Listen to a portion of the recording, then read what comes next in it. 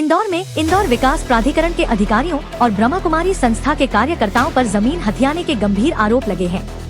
पीड़ित मंजीत सिंह ने खुलासा किया है कि उनके पिता के नाम पर निरंजनपुर क्षेत्र हल्का नंबर 17 खसरा नंबर 84/4 की 0.02 हेक्टेयर भूमि 1990 तक दर्ज थी।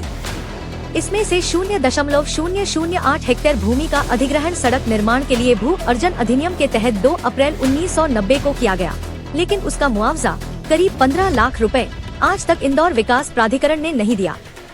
पीड़ित का कहना है कि अधिग्रहण के बाद बची 0.012 हेक्टेयर भूमि, जिसे उनके परिवार ने ब्रह्मा कुमारी संस्था की सरजू बाई को किराए पर दिया था, उस पर सरजू बाई और आईडीए अधिकारियों की मिलीभगत से कब्जा कर लिया गया।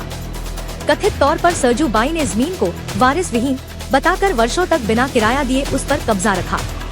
वर्तमान में उस भूमि पर मशहूर चौधरी का ढाबा सीकेडी संचालित हो रहा है, जिसे सरजू बाई की मृत्यु के बाद उनका पोता हर्ष चला रहा है। मंजीत सिंह का कहना है कि जब उन्हें 2019 में अपनी जमीन की जानकारी लगी तो उन्होंने आरटीआई लगाई और राष्ट्रपति प्रधानमंत्री तक शिकायत की, लेकिन आरोप है कि ब्रह्मा कुमारी संस्था की इंदौर शाखा की आरती भारद्वाज ने अधिकारियों को मोटी रकम खिलाकर उनकी शिकायत दबा दी। यहाँ तक कि कलेक्टर कार्यालय तक में अधिकारियों को प्रभावित करने की कोशिश की गई और कई बार मंजीत सिंह पर जानलेवा हमले भी हुए। मीडिया और समाचार चैनल समाचार नेशन में मामला उजागर होने के बाद ही अधिकारियों ने कार्रवाई की और इंदौर विकास प्राधिकरण ने बची हुई 0.012 हेक्टेयर भूमि पर मंजीत सिंह का नाम दर्ज करने की अनापत्ति जारी की। इसके बाद जूनी इंदौर तहसीलदार ने भी जमीन पर मंजीत सिंह का नाम दर्ज करने के आदेश दिए। मंजीत सिंह का आरोप है कि एक धार्मिक संस्था होने का दावा करने वाली ब्रह्मा कुमारी संस्था असल में रुपयों और जमीन के लालच में रिश्वतखोरी, कब्जा, लूट और यहाँ तक कि हत्या जैसे अपराधों में लिप्त है। उनका कहना है कि अगर इस संस्था की उच्च स्तरीय जांच हो तो कई संगीन मामले सामने आ सकते हैं। उन्होंने प्रशासन से गुहार लगाई है कि उन्हें उनकी करोड़ों की जमीन पर कब्जा दिलाया जाए और कब्जाधारियों से उनका वर्षों का बकाया किराया वसूल करवाया जाए। साथ ही उन्होंने चेतावनी दी है कि अगर उनकी जान पर कोई खतरा आता है तो उसकी पूरी जिम्मेदारी ब्रह्मा कुमारी संस्था, राजेश शाह और इस मामले से जुड़े अन्य लोगों की होगी। यह पूरा मामला अब इंदौर में बड़ी चर्चाओं का विषय बना हुआ है।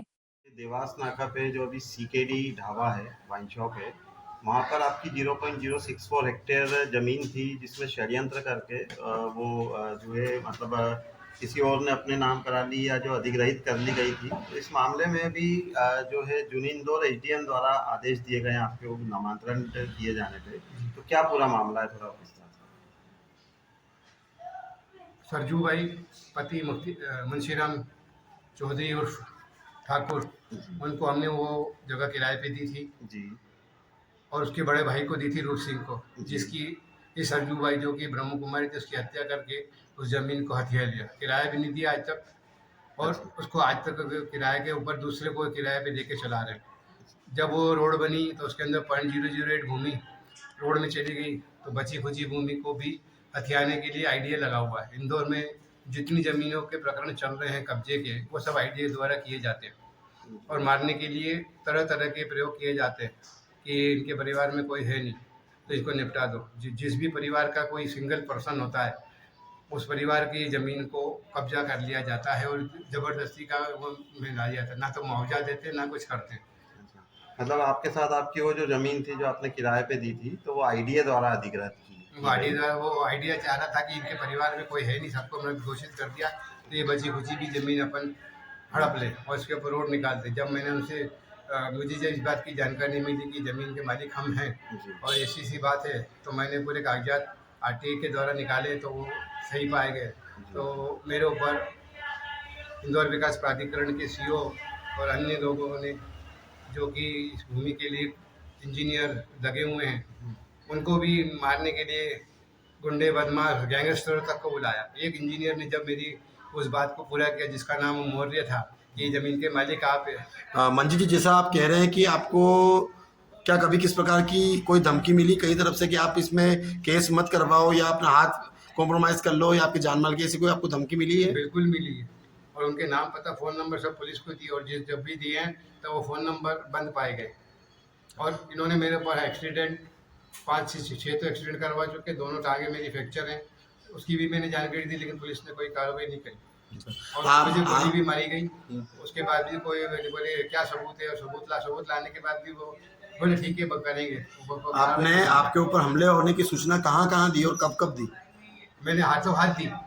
कहाँ आपने सूचना करी? कौन सीएम सी- हेल्पलाइन, संबंधित थाने, DIG, IG, DCP, additional DCP. तो क्या जब सीएम डाली तो क्या सीएम कंप्लेंट डालने के बाद भी आपकी किसी प्रकार का कोई निराकरण नहीं हुआ? कोई सुनवाई नहीं हुई, उल्टा मेरे को फंसाने के लिए कार्रवाई की गई, बोले इसको फंसा दो। कानून विभाग से आप किस प्रकार की आशा रखते हैं?